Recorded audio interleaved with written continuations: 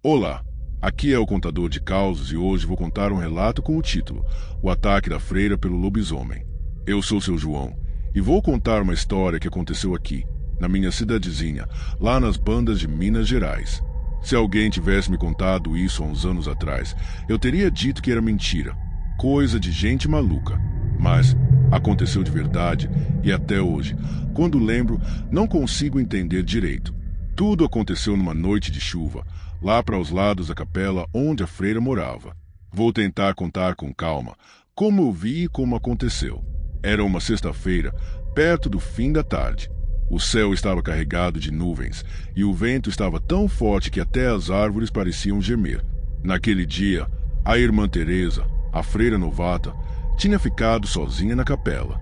As outras irmãs tinham ido para a cidade para um retiro ou algo assim. Ela, com sua carinha de quem ainda estava se acostumando com a vida lá no mato, preferiu ficar para cuidar das coisas da capela. Era uma moça boa, cheia de fé, sempre sorrindo, sempre disposta. Mas naquele dia, as coisas mudaram. E o que aconteceu foi um pesadelo. Eu estava em casa, na minha roça, quando vi as primeiras nuvens escuras no céu. Aquela tempestade parecia vir com tudo. A minha mulher, Dona Maria, estava preparando feijão.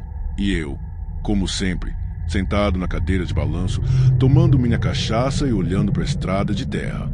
Foi aí que vi uma figura chegando pela estrada.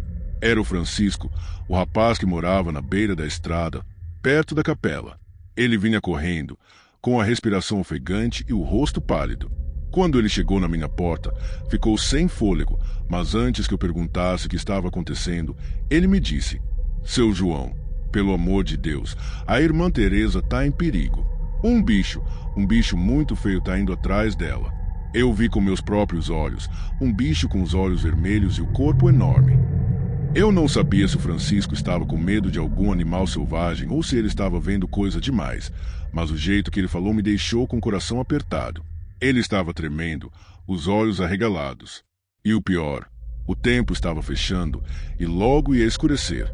Eu olhei para Dona Maria e falei: "Mulher, vou até a capela ver o que está acontecendo.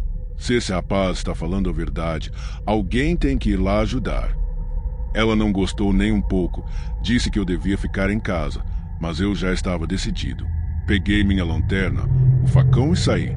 O Francisco, ainda mais nervoso, foi comigo, mas no caminho ele não parava de olhar para trás, como se estivesse vendo algo que a gente não podia ver. Eu tentei acalmá-lo, mas logo senti o que ele sentia.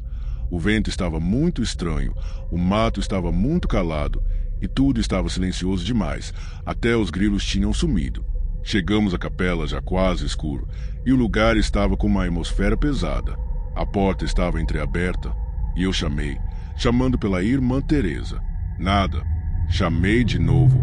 A irmã Teresa apareceu, pálida como uma folha de papel. Ela estava tremendo, com as mãos no peito, como se estivesse preparando para algo muito ruim. "Seu João, ele está vindo. Ele vai me pegar", ela disse, quase sem forças, a voz saindo fraca. E aí? Eu vi o medo nos olhos dela. Ela não estava brincando. Ela sabia que algo estava ali, na escuridão. Antes que eu pudesse perguntar o que estava acontecendo, o vento soprou mais forte. De repente, um uivo muito alto cortou a noite. Um som horrível, como se fosse de um lobo, mas muito mais forte e sinistro. Eu não pensei duas vezes e me preparei para lutar, porque tinha algo muito errado naquela noite. Foi então que, lá de trás, das árvores, apareceu a sombra. Era uma coisa gigante, mais alta que um homem, com a postura ereta, quase como se fosse um homem, mas não era. O bicho tinha os olhos vermelhos, brilhando no escuro, e a boca cheia de dentes grandes, afiados. Quando ele fez aquele rugido, a irmã Teresa quase caiu no chão de tanto medo. Eu não sei explicar como, mas o bicho se aproximou da capela de uma forma que parecia flutuar, como se estivesse se arrastando pela noite. Os pelos eram grossos e escuros, e o cheiro que vinha dele era algo podre, como carne podre. O Francisco estava com a mão na boca, tentando se segurar para não gritar, e eu, por outro lado, comecei a rezar baixinho.